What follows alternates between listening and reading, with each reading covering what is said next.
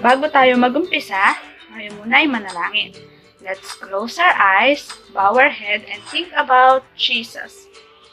Lord, maraming salamat po sa umagang ito na ipinagkaloob ninyo sa amin. Sa amin pong pag-aaral ng iyong salita, bigyan mo kami ng karunungan. Sa pangalan ni Jesus, Amen! Handa na ba kayong sumayaw? Si Ate Keisha rin handa na. Tara, sayaw muna tayo!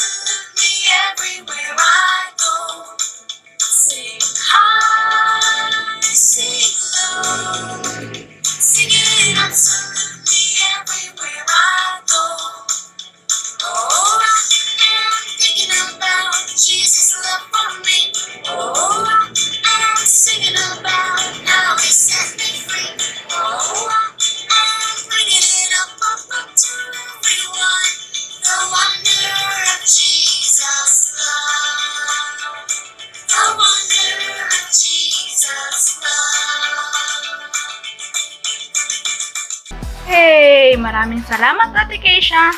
Ngayon, kung meron kayong mga Biblia, magbasa tayo sa unang Kronika, chapter 15, verse 25 to 29.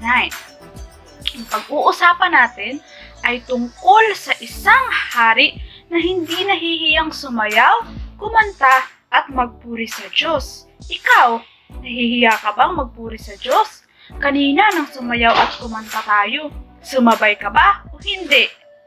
Itong hari na ito, hindi siya nahihiya. Kasi, ganun niya kamahal si Lord. Ganun niya kamahal si Jesus. Ikaw, gaano mo kamahal si Jesus? Handa na ba kayong malaman kung sino ang haring ito?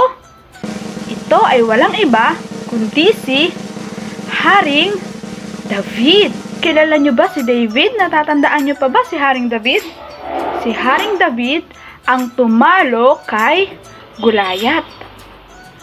Isang napakalaking tao, ngunit tinalo ng isang bata na ang pangalan ay si David. Pagkatapos niyang matalo si Goliath, siya ay naging kawal ni Haring Saul at naging hari ng Israel. Ngunit kahit siya'y hari na, hindi niya pa rin nakakalimutan si Jesus. Hindi niya pa rin nakakalimutang magpuri sa Diyos. Patuloy pa rin siyang umaawit at nagpupuri sa Diyos. At sinabi nga sa unang Kronika 15 verse 25 to 29 na si Haring David ay nakasuot ng isang magarang damit. Ngunit nagpuri pa rin siya sa Diyos. Hindi siya nahiya. Kaya ikaw, kapag tinatanong ka ng kaklase mo kung mahal mo ba si Jesus o ng kalaro mo, huwag ka rin nahiya. Sabihin mo, oo, mahal ko si Jesus.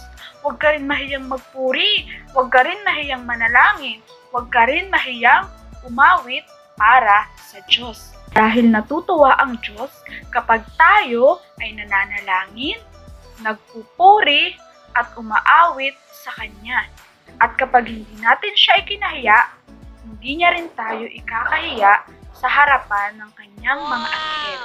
Kahit inaasar ka na ng mga kalaro mo o ng mga kaklase mo na, ay, nagpe-pray siya, ay, nagha-hallelujah, hallelujah siya, huwag kang mahiya.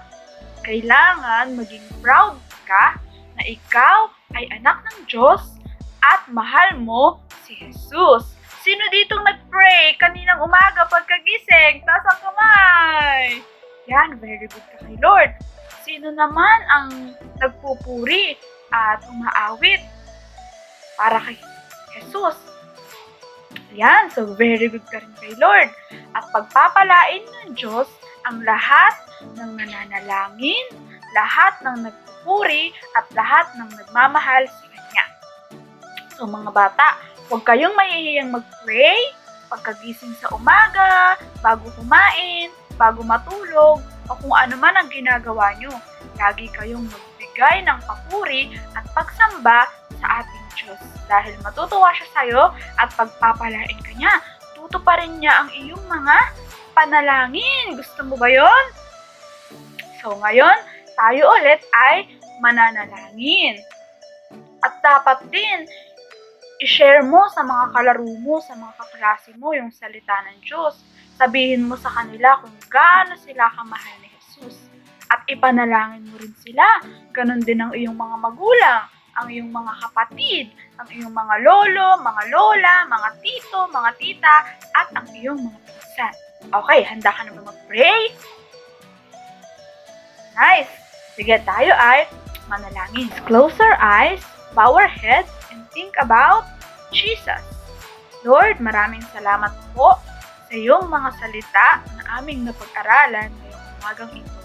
Pagpalain po kami at tulungan mo kami na laging manalangin, laging magpuri, at laging magmahal sa iyo. Tulungan mo rin po kami na i-share ka sa ibang mga tao. Lord, tulungan mo kami na hindi mahiya pagdating sa iyo dahil mahal mo kami at mahal ka rin namin. Ito po ang aming samo at dalangin sa pangalan ni Jesus. Amen! Yay! Very good mga bata! See you next week!